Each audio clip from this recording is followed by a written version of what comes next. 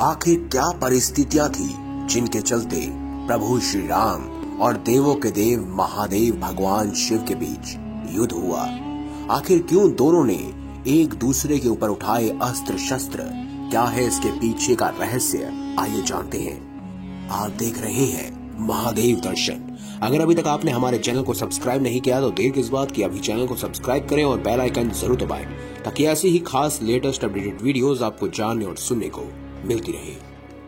आपने शिव पुराण में शिव के कई युद्ध के बारे में सुना होगा, लेकिन प्रभु राम और भगवान शिव के साथ हुए युद्ध को बहुत कम लोग जानते हैं।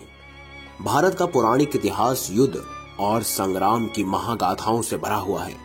असुरों और राक्षसों के रूप में धरती पर फैली बुराइयों का अंत करने के लिए भगवान विष्णु ने कई बार अवतार लिए।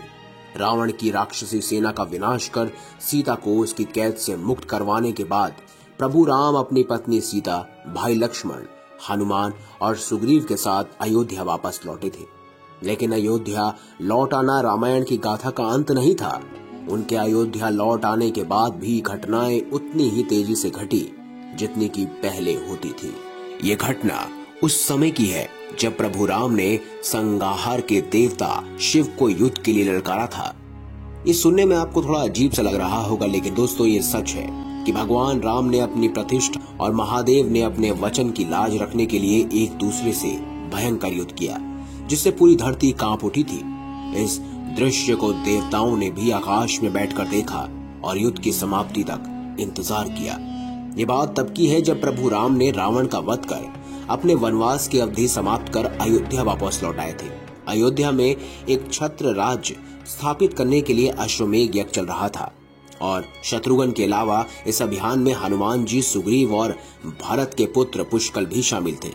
इन वीर योद्धाओं के साथ दूसरे कई महारथी भी अपना योगदान दे रहे थे। इस क्रम में अश्वमेध यज्ञ का घोड़ा देवपुर प्रदेश पहुंचा। देवपुर में राजा वीरमणि का शासन था।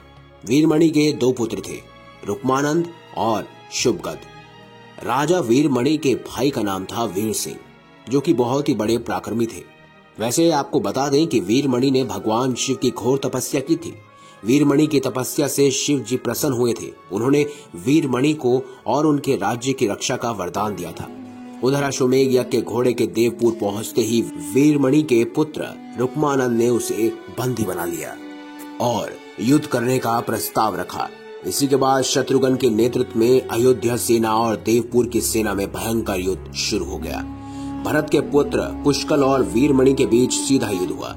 वीरमणि पुष्कल के प्रहारों से अंत में मूर्छित हो गए। तब शत्रुघ्न ने वीरमणि के पुत्रों को नागपाश में बांध लिया। इसके बाद शिवजी ने अपने भक्त की रक्षा के लिए वीरभद्र के नेतृत्व में नंदी, भृंगी, कई राक्षस गणों को युद्ध में भेज दिया। इस युद्ध में अयोध्या की सेना कमजोर पड़ने लगी। इसके उपरांत राम और शिव जी का युद्ध में आगमन हुआ। तब शिव जी ने राम से कहा, हे राम, आप स्वयं विष्णु के दूसरे रूप हैं। मेरी आपसे युद्ध करने की कोई इच्छा नहीं, लेकिन मैंने वीरमणि को उनकी रक्षा का वरदान दिया है। इस पर राम और शिव जी में युद्ध शुरू हो गया। युद्ध में राम जी ने पशुपास्त्र से शिव जी पर वार किया। यह अस्त्र शिव के हृदय स्थल में जाकर समा गया और वे संतुष्ट हो गए। युद्ध से प्रसन्न शिव ने राम को वरदान दिया कि सारे योद्धाओं को जीवन दान मिल जाएगा। इसके बाद शिव की आज्ञा से वीरमणि ने यज्ञ का घोड़ा राम को वापस लौटा दिया।